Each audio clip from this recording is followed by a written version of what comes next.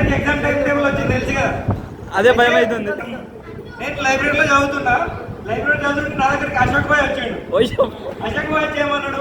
అలా exam time table వచ్చింది. నేను ఎంత చదివినా అర్థమైతే లేదు, ఏం చదవాలన్నా నేనేమన్నా ఓన్లీ చదివితే కదా, చదివింది అప్లై చేయాలి. అయితే మనడు బాగా మీద అప్లై చేసేద్దామన్నాడు.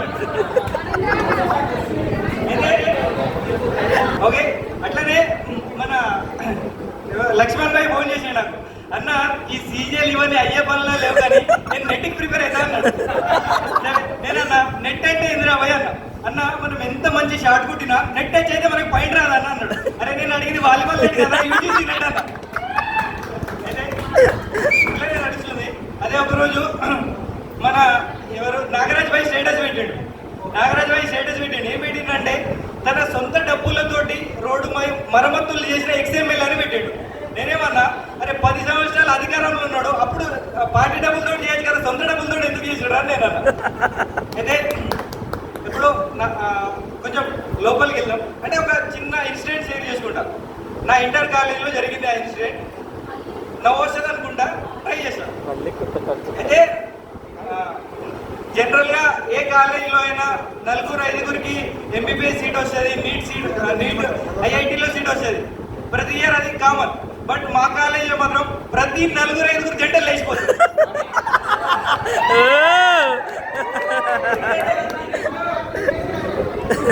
ఎవరైనా కష్టపడితే ఓనర్ అవుతారు, కానీ మావాడు వాళ్ళ మేనేజర్ కూతురు ఇష్టపడి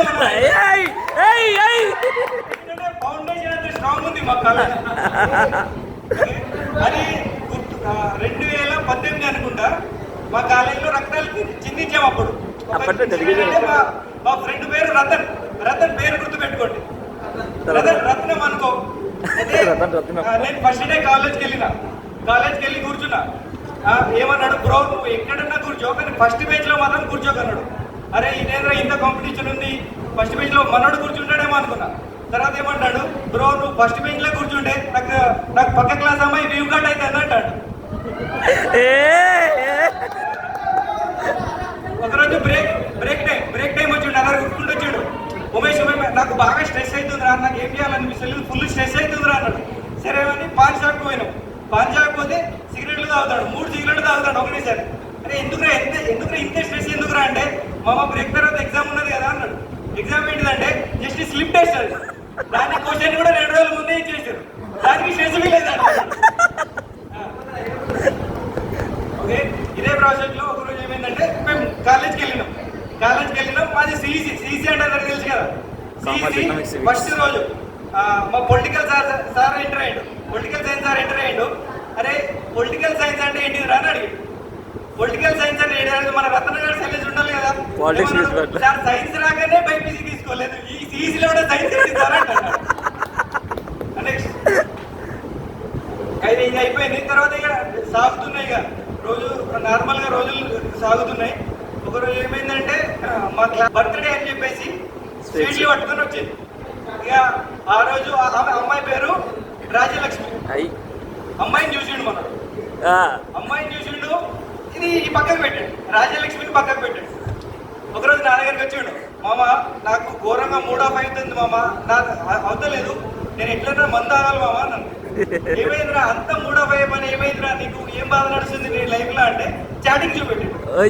మా క్లాస్ మేట్ అమ్మాయి మనీషా తోటి చాటింగ్ చూపెట్టాడు. ఏమని ఉన్నదండి చాటింగ్, మనీషా నువ్వు నిన్న బ్లాక్ కలర్ డ్రెస్ వేసుకొని వచ్చినావు కదా, నీ స్కిన్ టోన్ కి బ్లాక్ కలర్ బాగా సెట్ అయింది, నేను కూడా బ్లాక్ నీకు సెట్ అయిందా అని రాశాడు. నేనన్నా అరే మన మనీషా రోజు స్కూల్ యూనిఫామ్ మీద వస్తుంది కదా బ్లాక్ డ్రెస్ ఏంటంటే, లేదు మామ నా కలర్లోకి బ్లాక్ డ్రెస్ మీద వచ్చిందంటే. అయిపోయింది. ఇక రాజ్యలక్ష్మిని చూసాడు కదా, పొద్దునంతా రాజ్యలక్ష్మిని చూసాడు. ఇది ఒక పక్కకు పెట్టాడు. ఇప్పుడు మనకి మూడ్ ఆఫ్ అయింది, ఎట్లనన్నా తాగాలి. బయటికి పోయిండు, అవుటింగ్ చేసి కింద మీదకి పోయిండు, అవుటింగ్ పోయిండు. ఒక ఓల్డ్ మామ్ చిన్న గోడర పట్టుకొచ్చాడు. అరే బయటనే తాగచ్చు కదరా, ఎందుకు ఈ పెయింట్ అంటే, లేదు మామ I want to share my emotions with you అన్నాడు. ఓకే, బాటిల్లో పోసుకున్నాడు. లాస్ట్ బెంచ్ లో కూర్చొని స్టార్ట్ చేశాడు. ఒక సిప్ వేస్తాడు, చదువుకున్నట్టు యాక్టింగ్ చేశాడు. మా ఫ్రెండ్ కంటే ఎక్కిళ్ళు వస్తున్నాయి. అప్పుడే ఎక్కిళ్ళు వస్తున్నాయి, నీళ్ళు అడుగుతున్నాడు. అరే ఎక్కిళ్ళు వస్తున్నాయి సత్తరా నీళ్ళు ఏంటంటే, నో మామ it's black water very costly అంటాడు.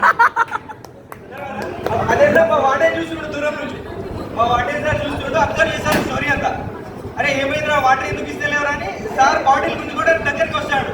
మనోడు ప్యానిక్ లా మూత తీసిండు, బాటిల్ మొత్తం తాగేసిండు. వాడే బాటిల్ వింటూ నుంచి పడేసిండు. ఏమైందంటే ఏం లేదు, సపోర్ట్ లేదు, ఇది అయిపోయింది. అయితే రాజ్యలక్ష్మి బర్త్డే గుర్తుందా? వింటున్నారా? నా దగ్గరికి వచ్చాడు, మామ నాది ఈరోజు బర్త్డేరా మామ అన్నాడు. అరే ఎప్పుడు చెప్పలే బర్త్డే ఏంటంటే, లేదు మామ నేను ఎప్పుడో పుట్టినా కానీ ఈరోజు రాజ్యలక్ష్మిని చూసినప్పుడు మళ్ళీ పుట్టినా. రాజ్యలక్ష్మిని చూసి మళ్ళీ పుట్టినా అన్నాడు. సరే పోనీ, జనరల్ గా ఎవరికైనా దెబ్బ తాకితే ఏం చేస్తారు? బ్లడ్ పోతుంది. దెబ్బ తాకి బ్లడ్ పోతే ఏం చేస్తారు? ఫస్ట్ ఎయిడ్ చేస్తారు. ఫస్ట్ ఎయిడ్ చేసుకుంటారు, లేదా హాస్పిటల్కి పోతారు. మోహన్కి మెట్లే కనుక దెబ్బ తాకింది, బ్లడ్ పోతుంది. వాడేం చేసింది తెలుసా? ఆ బ్లడ్ స్టోర్ చేసుకుని ఐ లవ్ యూ అని పాంప్లెట్ రాసుకుని దేని కూడా యూజ్ ఓకే, ఈ పాంప్లెట్ రాసుకున్నాడు. ఓకే, ఒకరోజు ఏమైందంటే మా రూమ్ లో ఒక అద్దం పలిగిపోయింది. అద్దం పలిగిపోయింది, అద్దం షార్ప్ ఉంటుంది కదా, ఆ షార్ప్ అద్దం తోటి దీని పేరు రతన్, ఆమె పేరు రాజ్యలక్ష్మి. ఆర్ఆర్ అని రాసుకున్నాడు. ఆర్ఆర్ రతన్ రాజ్యలక్ష్మి అని రాసుకున్నాడు. ఒకరోజు సాటర్డే ఈవినింగ్ మంచి రోజు చూసిండు, రాజ్యలక్ష్మి దగ్గరికి పోయిండు. రాజ్యలక్ష్మి దగ్గరికి పోయి ఈ రక్తంతో రాసి చూపెట్టిండు, ఈ చెయ్యి మీద కోసుకున్నా చూపెట్టిండు కదా. ఇక వచ్చేసాం. ఇక నెక్స్ట్ డే సాటర్డే కదా, సండే రోజు మా కాలేజ్ అంతా ఒక్కటే క్యూరియాసిటీ, ఏమంటది మా వార్డెన్లకు తెలిసింది. వార్డెన్ కూడా అదే క్యూరియాసిటీ, ఏమైతుంది ఎక్కడ చూసినా రతన్. మేము కూడా సండే రోజు ఏం చేయాలి, పొద్దున్న పోయినాం. ఇక మా ఫ్రెండ్ అన్నాడు, అరే రతన్ ఆ రాజ్యలక్ష్మి ఒప్పుకున్నది అనుకో, పలికిన అర్థం తోటి కోసుకొని చచ్చిపోతారా నేను అంటాడు. అయినా మంచి పోయిండు. మార్నింగ్ ఇక ఆ రాజ్యలక్ష్మి వచ్చింది, పొద్దున్న వరకు బాగానే ఉండే. ఇక మా ఆఫ్టర్నూన్ వరకు నార్మల్గా సాగింది. ఇక మేము మన ఎక్కిరిస్తాను, ఏం లేదు రాజ్యలక్ష్మి లేదు, ఏం లేదు, రక్తం వేసినా వేరే అట్లా ఎక్కిరిస్తున్నాం. ఆఫ్టర్నూన్ వచ్చింది, ఆఫ్టర్నూన్ క్లాస్కి వచ్చి రతన్ బయటికి రా అన్నది. రతన్ నువ్వు అట్లా కోసుకుంటే ఇట్లా నీకు సెప్టిక్ అవుతుంది, అట్లా కోసుకోవద్దు కదా బంగారం. ఆ డైలాగ్ ఇది మా క్లాసులలో పిచ్చోడా ఈ రతన్ ఏంది, రాజ్యలక్ష్మి ఏంది, అది ఏంది రావా ఈ గోదాని. ఓకే ఒప్పుకున్నది. మొత్తానికి అయితే రాజ్యలక్ష్మిని పడేస్తున్నాడు మనోడు. అయితే రాజ్యలక్ష్మిని పడేస్తున్నాడు. ఇప్పుడు ఆమె బయట దింపాలంటే పైసలు కావాలి. ఓకే, పైసలు కావాలంటే అడిగి ఎట్లా చేసిందంటే, మా హాస్టల్ నుంచి కాలేజ్ 10 కిలోమీటర్ డిస్టెన్స్ ఉంటుంది.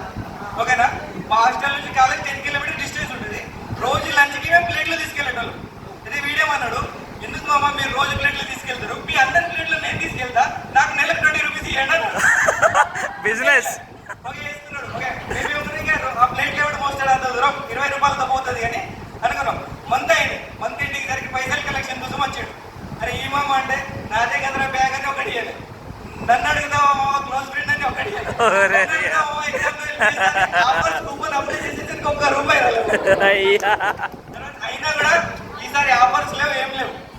పేకంటే బొమ్మలు అన్నాడు. మళ్ళీ బిజినెస్ స్టార్ట్ చేసాడు. బిజినెస్ నడుస్తుంది. ఒకరోజు ఏమైందంటే పొలిటికల్ సైన్స్ సార్ గుర్తుంది కదా, పొలిటికల్ సైన్స్ సార్ క్లాస్లోకి వచ్చాడు. క్లాస్లోకి హోంవర్క్ ఇచ్చాడు. ముందు రోజు ఏమైందిరా రతను హోంవర్క్ రాసినావు అంటే, రాసినా కానీ బుక్ తీయలేదు సార్ అని. అవునా సార్ నీ బ్యాగ్ ఏంటంటే, నువ్వు సార్ ఇట్స్ మై ప్రైవసీ. అయితే మా సార్ కోపం వచ్చింది, ఫుల్ కోపం కొట్టడానికి బ్యాగ్ దగ్గరికి పోయిండు. బ్యాగ్ పట్టుకొచ్చాడు. బ్యాగ్ పడితే బోల్ద సౌండ్ తప్ప ఏమవుతుంది. బ్యాగ్ ఓపెన్ చేసాడు, సీరియల్ గా 10 ప్లేట్లు అంత కోపంలో ఉన్న సరే కూడా నవ్వుకుంటూ బయటికి వెళ్ళిపోయాడు.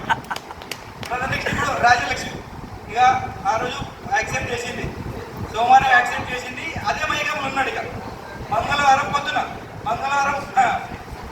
నైట్ స్టడీ అవర్కి మేమందరం స్టడీ అవర్ కూడా పోలే. వాడు 7 గంటలకి స్టడీ అవర్లో కూర్చొని చదువుతున్నాడు. ఏమైందిరా నీ బ్యాగ్లో బోర్లు తప్ప బుక్కులు ఉన్నాయి, నువ్వేందుకు చదువుతున్నావు అంటే, నేనే ఉన్నా కదా మా రాజ్యలక్ష్మిని మోసించడానికి. అదే స్టడీ అవర్ అయిపోయిన తర్వాత ఒక లవ్ లెటర్ రాశాడు. ఆమె ఏమని రాసిందంటే, రాజ్యలక్ష్మి నీకోసం ఎందరో పోటీ పడుతున్నా నన్నే ఎంచుకొని ప్రేమ పోటీలో గెలిపించావు. రాజ్యలక్ష్మి నీకోసం ఎందరో ఎదురు చూస్తున్నా ప్రేమ పోటీలో నన్నే ఎంచుకొని నన్నే గెలిపించావు. నేను 4 రెట్లు ప్రేమించిన నువ్వు 100 రెట్లు ఎక్కువ ప్రేమించి ప్రేమ పోటీలో ఓడించావు అని రాశాడు. అదే ఫ్లోలో ఫోన్ చేసింది రాజ్యలక్ష్మి. వార్డెన్ ఫోన్ చేసింది. మొన్నడు ఆపుతలేడు, ఎక్సైట్మెంట్ అయిపోయాడు. అరే మామ రాజ్యలక్ష్మి ఫోన్ చేసింది మామ, సెట్ అయిపోయింది మామ అంటాడు. అసలు ఏమన్నా ఫోన్లో అంటే, మన క్లాస్ ముంగట పిచ్చి కుక్కలకి తిరగకు, నేను వస్తా అంటే పోలేదు ఫోన్లో. అదే ఫోన్ మాట్లాడింది వాయిస్ విన్నాడు దిల్కుష్. ఏమన్నాడంటే నాకు హిందీ వచ్చి మామ హిందీలో కూడా రాస్తా అన్నాడు.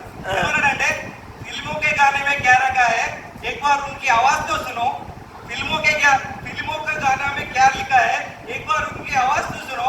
आवाज सुनने के बाद आवाज से दिल ना लगे तो और एक बार मेरा बात ना सुनो. ఇట్లా అయిపోయింది ఇదే ప్రాసెస్ లో. ఒకరోజు ఏమైందంటే మేమందరం కలిసి చాయ్ షాప్కి వెళ్తే మనోడు ఫస్ట్ ఏమన్నాడంటే అన్న ఒక చాయ్ విత్ లెస్ షుగర్ అన్నాడు. అన్న విత్ చాయ్ లెస్ షుగర్ అన్నాడు.